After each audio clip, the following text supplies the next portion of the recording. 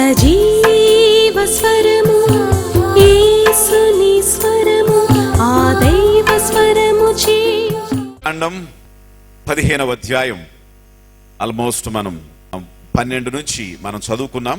అందులో ఇంపార్టెంట్ విషయం 13వ వచనం చదువుదాం. ఆయన నీ సంతతి వారు తమది కాని దేశమందు నివసించి ఆ దేశపు వారికి దాసులుగా నుందురు. వారు 400 ఏండ్లు వీరిని శ్రమ పెట్టుదురు. వీరు ఎవరికి దాసులగుదురో ఆ జనమునకు నేనే తీర్పు తీర్చుదును. తరువాత మిక్కిలి ఆస్తితో బయలుదేరి వారు వచ్చెదరు. Praise the Lord. అబ్రహాముని దేవుడు పిలిచాడు. అబ్రహాముతో చెప్పాడు, నేను నీకు నీ సంతానానికి ఒక దేశాన్ని ఇస్తున్నాను. అబ్రహాముతో దేవుడు చెప్పాడు, Abraham, I will make you a nation. నిన్ను ఒక దేశంగా చేస్తాను. నీ పిల్లల్ని ఆకాశ నక్షత్రాల వలె విస్తరింప చేస్తాను. నిన్ను గొప్ప జనంగా చేస్తాను. ఒకడు ఇసుక రేణువులను లెక్క పెడితే నీ పిల్లలను కూడా లెక్క పెట్టచ్చు. నేను చూపించే దేశానికి నీవు రా అని చెప్పి పిలిచి తన సొంత ఇంటిని, తన స్వజనులను, తన తండ్రి ఇంటిని విడిచిపెట్టి రమ్మని చెప్పి దేవుడు చెప్పారు. అబ్రహాం అదే విధంగా వచ్చాడు. వచ్చిన తర్వాత దేవుడు ఏం చెప్పాడు? అబ్రహాము నిశ్చయంగా ఆశీర్వదించాడు.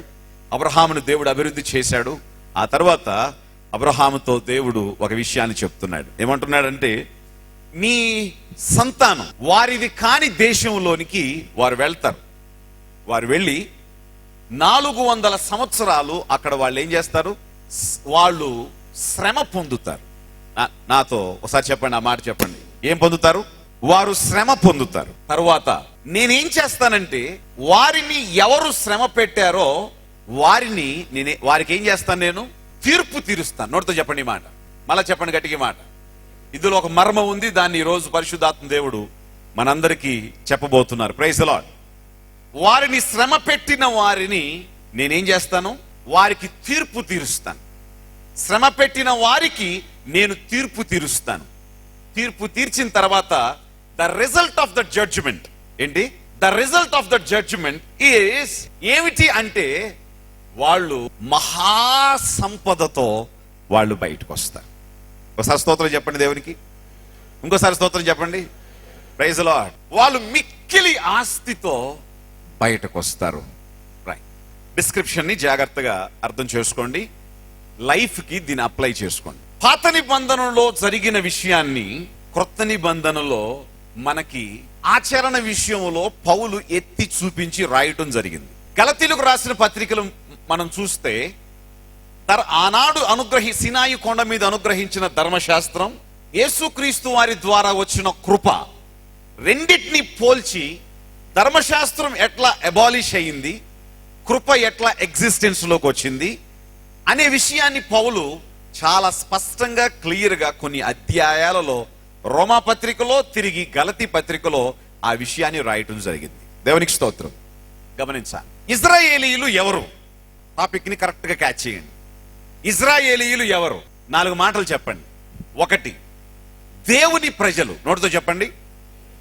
నెంబర్ 2, దేవుని వాగ్దానం కలిగిన వారు. ఏం కలిగిన వారు? నెంబర్ 3, దేవుని యొక్క కవనెంట్ కలిగిన వారు. Covenant is different from the promise. Okay, వీళ్ళకి వాగ్దానం ఉంది, ప్లస్ ఒక కవనెంట్ ఉంది. కవనెంట్ అంటే నిబంధన, ప్రామిస్ అంటే వాగ్దానం. 1, వీళ్ళు దేవుని ప్రజలు. 2, దేవుని వాగ్దానము కలిగిన వారు. 3, దేవుని యొక్క కవనెంట్ అంటే దేవునితో నిబంధన కలిగిన జనులు. దేవునికి స్తోత్రం. హల్లెలూయా, హల్లెలూయా. రైట్. ఈ ఇశ్రాయేలు ఎవరు అంటే ఈ 3 మాటల్లో మనకి స్పష్టంగా అర్థమైపోతుంది. దేవునికి స్తోత్రం. ఇంకా కాస్త చెప్పాలంటే, వారి ద్వారా సర్వలోకానికి ఆయన ఎవరో, ఆయన శక్తి ఏమిటో, ఆయన బలం ఏమిటో, ఆయన ప్రేమ ఏమిటో, ఆయన రక్షణ కార్యం ఏమిటో వారి ద్వారానే లోకానికి బయటకు తీసుకొని రావాలి అని దేవుడు నిర్ణయించాడు. Praise the Lord. రైట్. ఇప్పుడు ఎవరైతే దేవుని ప్రజలై ఉన్నారో, ఎవరైతే దేవుని వాగ్దానము కలిగి ఉన్నారో, ఎవరైతే దేవుని నిబంధన కలిగి ఉన్నారో, వీరట ఎన్ని సంవత్సరాలు? 400 సంవత్సరాలు తమది కాని దేశంలో వారు నివాసం ఉంటారు. 2, ఆ దేశస్థులు వారిని బహుగా శ్రమ పెడతారు. వారిని ఏం చేస్తారు? బహుగా శ్రమ పెడతారు. ఆ తర్వాత నెంబర్ 3, మూడవది నేనేం చేస్తానంటే, ఎవరైతే వారిని శ్రమ పెట్టారో వారికి నేను తీర్పు తీరుస్తాను. నెంబర్ 4, నాలుగవది, వారు మహా సంపదతో వారి దేశము నుండి బయటకు వచ్చి వారి కొరకు నేను ఉంచినటువంటి దేశములో వారు ఎన్నటెన్నటికీ స్థిరంగా వారు ఉండిపోతారు. స్తోత్రం చెప్పండి ఒకసారి. హల్లెలూయా. ఇది దేవుడు చెప్పిన మాట. దీనికి మనకి ఇప్పుడు లింక్ ఏంటి? ఈ ఫాస్టింగ్ డే, ఈ ఉపవాస దినాన 64వ ఇండిపెండెన్స్ డే రోజు మనం దీని గురించి ఎందుకు మాట్లాడాలి చెప్పాలి. దేవుని పిల్లలు శ్రమలోనికి వెళతారా? పర్పస్ఫుల్ గా దేవుని పిల్లలను, వాగ్దానం కలిగిన వారిని, నిబంధన కలిగిన వారిని దేవుడు శ్రమలలోనికి పంపిస్తాడా? పంపించటం అనేది దేవునికి ఏమైనా ఇష్టమా? పంపించటం అనేది దేవుడికి ఏమైనా ఆనందమా? మనం బాధపడటం ఆయనకి హ్యాపీనా? మన పిల్లోడు కడుపు నొప్పితో బాధపడుతుంటే పిల్లోడిని చూసి మనం నవ్వుతామా? మన పిల్ల తలనొప్పితో వేదన పడుతుంటే పాపం చూసి మనం సంతోషపడతామా? Why God send his people into bondage? ఎందుకు కొంతమంది దేవుని పిల్లలు బంధకాలలోకి వెళ్తారు? ఎందుకు కొంతమంది పిల్లలు బంధకాలలోకి వెళ్తారు? నా మాటను జాగ్రత్తగా గమనించండి. నేను ఆలోచించిన విషయంలో, ఇజ్రాయేలు విషయంలో, ఒకటి, నేను పంపిస్తున్నానని దేవుడు చెప్పలేదు, కానీ నీ పిల్లలు వెళ్తారు అని మాత్రం చెప్పాడు. నా మాట మీకు అర్థమవుతుందా?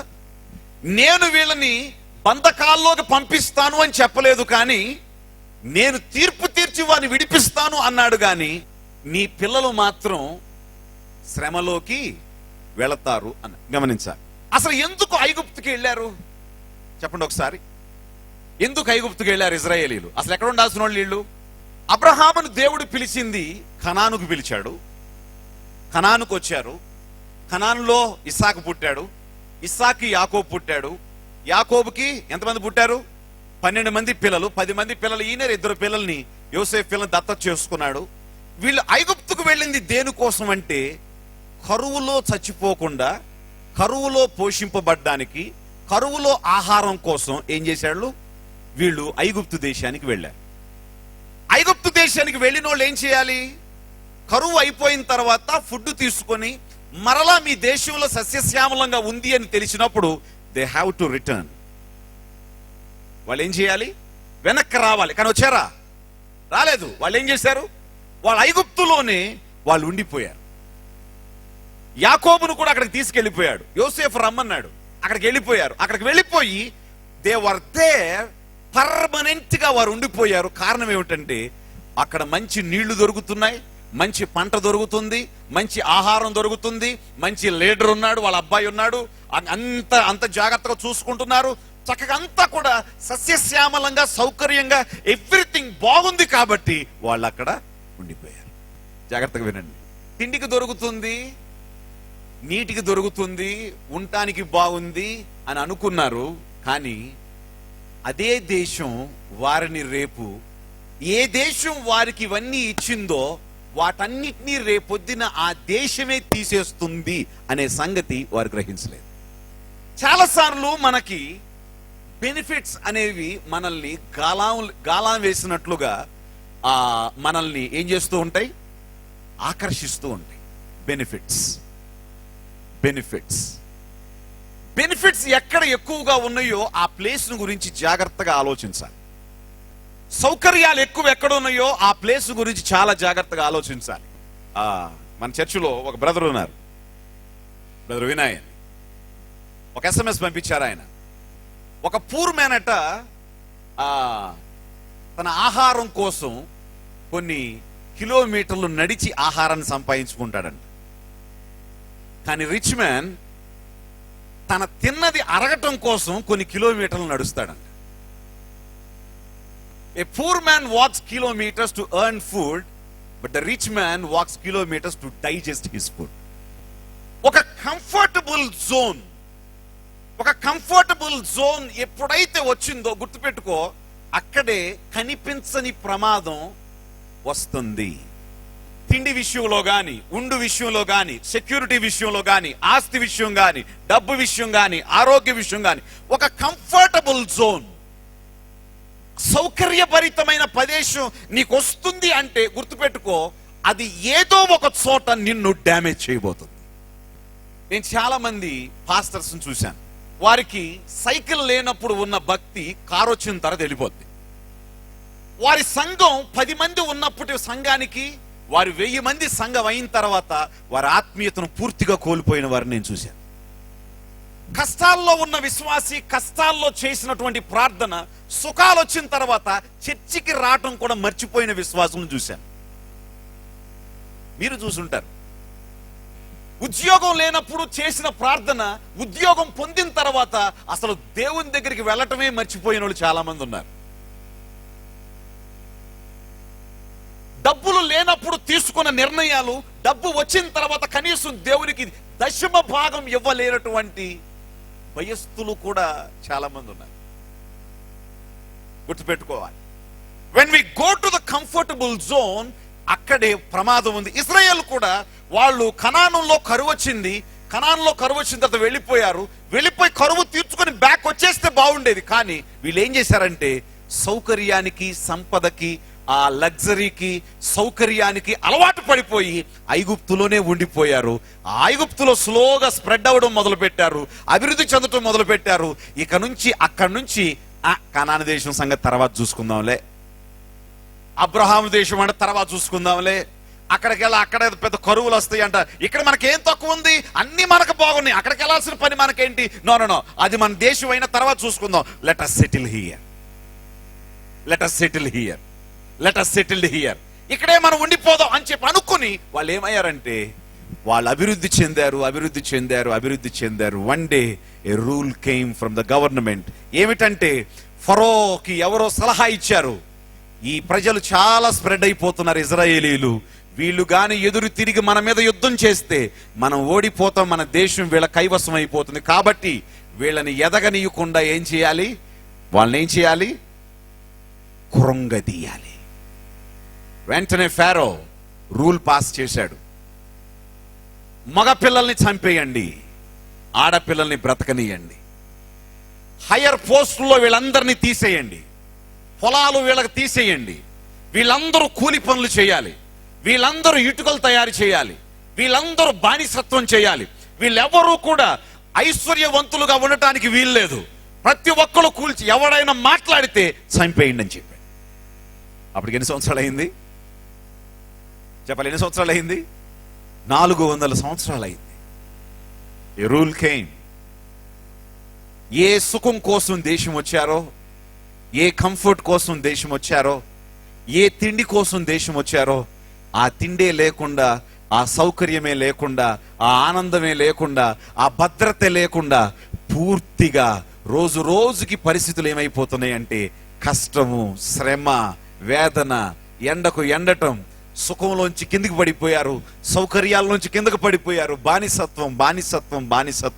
అయ్యో, ఎందుకు ఈ దేశానికి వచ్చాం, ఎందుకు మనం ఇట్లా శ్రమ పడుతున్నాం, మన బ్రతుకుల పరిస్థితి ఏమిటి, మన పిల్లల భవిష్యత్తు ఏంటి, అయ్యో అనే పరిస్థితి వాళ్ళు ఏడవని రోజు లేదు. Let me tell something and go in to the one more point. నీ చేతి నిండా ఆహారం నీకు దొరుకుతున్నప్పుడు, నీ కడుపు నిండా భోజనం నీకు సంతృప్తిగా వస్తున్నప్పుడు, నీ జేబు నిండా దేవుడు నీకు డబ్బులు ఇస్తున్నప్పుడు, నీ జీవితం సౌకర్యంగా ఆనందంగా బ్రతుకుతున్నప్పుడు, బీ కేర్ఫుల్. నువ్వేదో ప్రమాదంలో పడబోతున్నావు, మర్చిపోవద్దు. ఆకలేస్తున్నప్పుడు, ఆహారం కోసం తప్పిస్తున్నప్పుడు, ఆహారం కోసం పని చేస్తున్నప్పుడు, సహాయం కోసం ప్రార్థన చేస్తున్నప్పుడు, అయ్యో కష్టం ఉంది, అయ్యో ఇది ఎట్లా తీర్చబడుతుంది అనే పరిస్థితి వచ్చినప్పుడు కంగారు పడద్దు. ఖచ్చితంగా నువ్వు మంచి లైన్లోనే ఉంటావు. When you go to comfort, నీ దేవుణ్ణి నువ్వు మర్చిపోయే ప్రమాదం ఉంది. నా ప్రాణమా, తినుము, త్రాగుము, సుఖించుము. మార్నింగ్ పాస్టర్ గారు చెప్తుంది బ్లెస్సీకి, బ్లెస్సీ నువ్వు బాగా ప్రార్థన చేయాలి, నువ్వు దేవుని స్తుతించాలి. నువ్వు దేవునికి ప్రతిరోజు ప్రార్థన చేస్తున్నావా, బైబిల్ చదువుతున్నావా? ఎందుకంటే ఈరోజు మనల్ని ఈ స్థితిలో ఉంచింది దేవుడే. చాలా మంది సేవకుల జీవితాల్లో తింటానికి తిండి లేదు, సరిగ్గా ఉండటానికి మంచి ఇల్లు లేదు, వాళ్ళ పిల్లలకు సౌకర్యాలు లేవు. ఈరోజు మీరు సమస్తం భోంచేస్తున్నారంటే, ఈరోజు కారులో మీరు తిరుగుతున్నారంటే, this is not anything else, this is the mercy of God. కష్టం వచ్చినప్పుడు తండ్రి అని పిలుస్తాం, కానీ సుఖం వచ్చిన తర్వాత దేవుణ్ణి మర్చిపోతాం. సొలొమోను కూడా అన్నాడు, అన్నీ వస్తే దేవుడు యెహోవా ఎవడు అంటానేమో, ప్రభువా నన్ను ఏం చేయి, మధ్య స్థితిలో నన్ను ఉంచు. ఒక్క మాట నేను చెప్పి అసలు పాయింట్, యాక్చువల్లీ ఇది నేను చెప్పదలుచుకోలేదు, కానీ ప్రభు ఎందుకో తెచ్చాడు.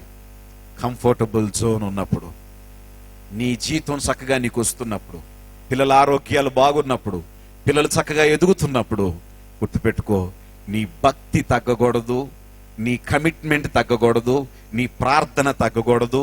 ప్రతి విషయంలో నువ్వేం చేయాలి, కృతజ్ఞతతో దేవునికి ఏం చేయాలంట, స్తుతులు చెల్లించాలంట. హల్లెలూయా. యోబు ఐశ్వర్యవంతుడే, కానీ తన పిల్లల కోసం ప్రార్థన చేసేవాడు. యోబు ఐశ్వర్యవంతుడే, అభివృద్ధి చేసిన దేవునికి బలులు అర్పించేవాడు. యోబు ఐశ్వర్యవంతుడే, కానీ దేవుని దగ్గర నీతిమంతుడుగా తన ఐశ్వర్యంలో కూడా నీతిని కాపాడుకున్నాడు. కాబట్టి మొదటి మాటగా నేను మీతో చెప్తున్నాను, దేవుడు మీకు ఏమిచ్చినా be more faithful and grateful to God. దేవునికి మరింత కృతజ్ఞతగా ఉండండి. దేవుడు ఖచ్చితంగా మరింతగా ఆశీర్వదిస్తాడు. హల్లెలూయా. దావీదు రాజు సింహాసనం 40 సంవత్సరాలు ఎక్కిన ఆయన అంటాడు, అయ్యా నేను కుక్క వంటి వాడినయ్యా. ఓ దేవునికి స్తోత్రం. హల్లెలూయా. అయ్యా నేను పురుగు వంటి వాడినయ్యా, నీ ముందు నేను ఏ పాటి వాడను ప్రభువా. ఆ హార్ట్ ఎవరిలో ఉంటుందో ఇంకొక 40 సంవత్సరాలు కూడా దేవుడు నిన్ను సింహాసనం మీద కూర్చోబెట్టగలడు. నీకున్న సౌకర్యాలు నువ్వు అనుభవించాలంటే, నీకున్నటువంటి భోగాన్ని నువ్వు అనుభవించాలి అంటే, దేవుడు నీకు ఇచ్చిన వాటన్నిటిని చివరి వరకు నువ్వు అనుభవించాలి అంటే, దేవుణ్ణి పోగొట్టుకోకుండా వాటన్నిటిని నువ్వు పొందుకొని ఉండాలి అంటే, నీకు అనుగ్రహించబడిన ఆశీర్వాదంలో కూడా నీ దేవుణ్ణి ఏం చేయొద్దు, మర్చిపో. ఒకసారి దేవునికి స్తోత్రం చెప్పండి. Lord I will not forget you అని చెప్పండి. ప్రభువా నేను నిన్ను మర్చిపోను. Lord I will not forget you. Lord I will not forget you. Lord I will not forget you father. Thank you Jesus. Second step, God's children సంపద కోసం వెళ్ళి, benefit కోసం వెళ్ళి, అభివృద్ధి కోసం వెళ్ళి దే వర్ కాట్. వారు ఎంత కాట్ అయ్యారంటే, ఎంతగా బంధించబడ్డారంటే, వాళ్ళు కఠిన బానిసత్వంలోకి వెళ్ళిపోయారు. ఇక వాళ్ళని విడిపించే నాయకులు లేడు, విడిపించే రాజు లేడు. ఎవ్వరు ఎదురు తిరిగి మాట్లాడటాను కూడా ఫారో ఎదురు భయపడేవారు. అలాంటి పరిస్థితిలో ఉన్నారు. అక్కడ పని చేసి వచ్చి ఇంట్లోకి వచ్చి ఏడ్చేవారు. ఓ దుఃఖపడుతూ ప్రలాపించేవారు.